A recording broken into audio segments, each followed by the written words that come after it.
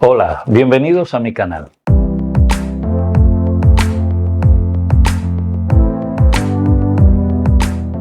Estamos a pocos días de las elecciones en Estados Unidos y la expectativa por los resultados y su impacto en el mundo es enorme. Esto sucede en un momento marcado por guerras, crisis económicas y problemas sociales en muchos lugares, lo que hace que los ojos de todos estén puestos en lo que sucederá el próximo 5 de noviembre. Pero hoy quiero hablarles de las posibles implicaciones espirituales y religiosas de lo que pueda ocurrir en este país, no solamente en noviembre, sino también en el futuro cercano.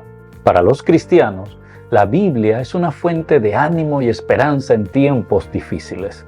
Pero también nos advierte de los planes del enemigo de Dios y de la Iglesia para los últimos días. Muchos creen que la Biblia predice que vendrá un tiempo de persecución religiosa similar a la que ocurrió en la Edad Media. Según esta profecía, Estados Unidos, una nación fundada en principios cristianos y defensora de la libertad, podría llegar a ser el brazo ejecutor de estas persecuciones, bajo la influencia del mismo poder religioso que impulsó las persecuciones en el pasado. Esta profecía se encuentra en Apocalipsis el capítulo 13, y para que esto ocurra, Estados Unidos tendría que experimentar un cambio social significativo en su pensamiento, algo que algunos creen ya está en proceso. Por ejemplo, según el Pew Research Center, en el año 2020, el 64% de los estadounidenses se identificaban como cristianos, frente al 90% que lo hacía en los años 70.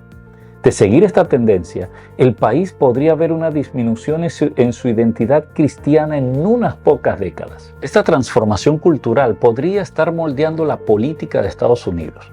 Hoy vemos dos partidos claramente opuestos. Uno defensor de la liberalidad moral y promotores de un cristianismo light y más inclusivo, redefiniendo la idea y propósito de la religión en general, alejados en muchos puntos del cristianismo primitivo y original. El otro partido cree que su misión es llevar a la nación de regreso a sus principios cristianos originales. Esta tensión se percibe en la sociedad como nunca antes. En las redes sociales, por ejemplo, y en las calles, la frustración entre ambos bandos es evidente. Los medios de comunicación también juegan un papel amplificando las diferencias, lo cual es preocupante, especialmente en un país donde la posesión de armas de fuego es elevada. Entonces surge una pregunta clave.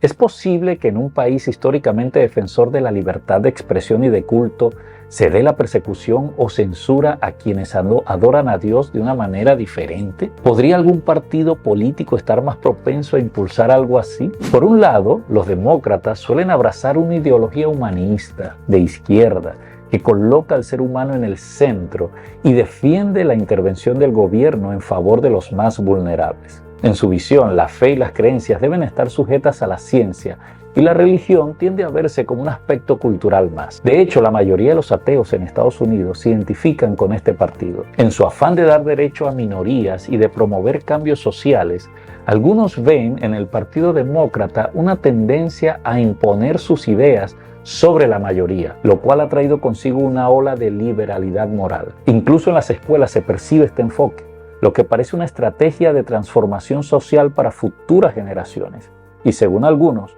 una intención de eliminar toda referencia a Dios y a la Biblia de la vida cotidiana. Por otro lado, el Partido Republicano suele destacar la importancia de la propiedad privada y la individualidad y se identifica mayormente con el cristianismo conservador. Muchos republicanos creen en la Biblia y defienden los valores tradicionales, considerando que Estados Unidos tiene un propósito divino. Dentro de este partido hay quienes buscan que el país retome su identidad cristiana sin importar los medios que haya que usar para esto. Ya en algunos lugares, por ejemplo, se han dictado leyes donde se hace obligatoria la lectura de la Biblia en las escuelas, lo cual desde mi punto de vista también es preocupante. ¿Por qué digo esto?, te preguntarás. Porque así como creo que la imposición y enseñanza a los niños de temas como la ideología de género y política debe quedar excluido del sistema educativo de una nación que proclama la libertad de pensamiento y culto del individuo, la imposición de una religión o sistema de creencias viola el principio de libre albedrío que Dios le ha dado al ser humano y que los Estados Unidos consagra precisamente en su Constitución. Imagina por un momento que se dicten leyes para enseñar la Biblia en las escuelas. Esto inevitablemente estará influenciado por las creencias de alguna corriente religiosa. ¿Y qué pasará con el resto que cree o piensa diferente? Usualmente la minoría. Sería el principio de las persecuciones religiosas. La Biblia enmarca este conflicto en un enfrentamiento entre el bien y el mal, el conflicto de los siglos. Apocalipsis 12 nos dice que el enemigo de Dios se llena de ira contra quienes guardan los mandamientos de Dios y tienen la fe de Jesús. La estrategia que mejor le ha funcionado es la de llevar a las personas a pensamientos extremos. En el plano religioso, así como en la política, podemos ver estas dos visiones, una de izquierda o liberal y otra de derecha o conservadora. Ocurre no solo en las iglesias cristianas, sino entre los musulmanes, judíos, etc. Cuando la tendencia es en extremo liberal, veremos iglesias sin un asidero firme en la palabra y permitiendo que valores y filosofías del mundo se introduzcan en medio de ella. Cuando la iglesia es en extremo conservadora, veremos una iglesia sin vida por lo general y carente de amor hacia los demás, poniendo más énfasis en las reglas y tradiciones que en las personas por las cuales Jesús murió. De hecho, me atrevería a decir personalmente que de este grupo surgirán los primeros dispuestos a presionar el botón de la persecución hacia otros cristianos. Fueron los ultraconservadores los que se atrevieron a crucificar a Jesús. Son los ultraconservadores de hoy en día a quienes puedes ver, por ejemplo, en los comentarios de las redes sociales de otros cristianos, persiguiéndolos, tachándolos de falsos maestros y hasta insultándolos solo por pensar diferente a ellos. Lamentablemente, la profecía de Apocalipsis 13 nos dice que los Estados Unidos impulsarán las persecuciones nuevamente al final del tiempo.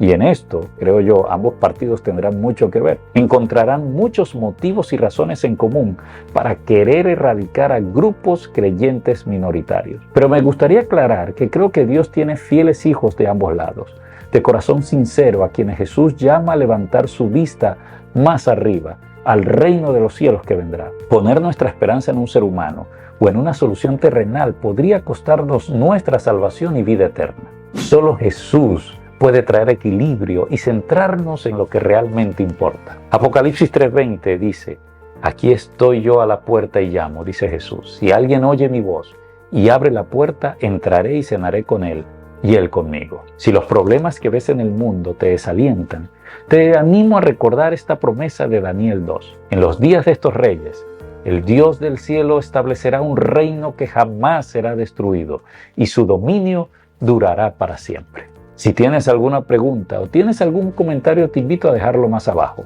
Si te gustó este video, no olvides regalarnos un like y suscríbete al canal. Dios te bendiga y hasta la próxima.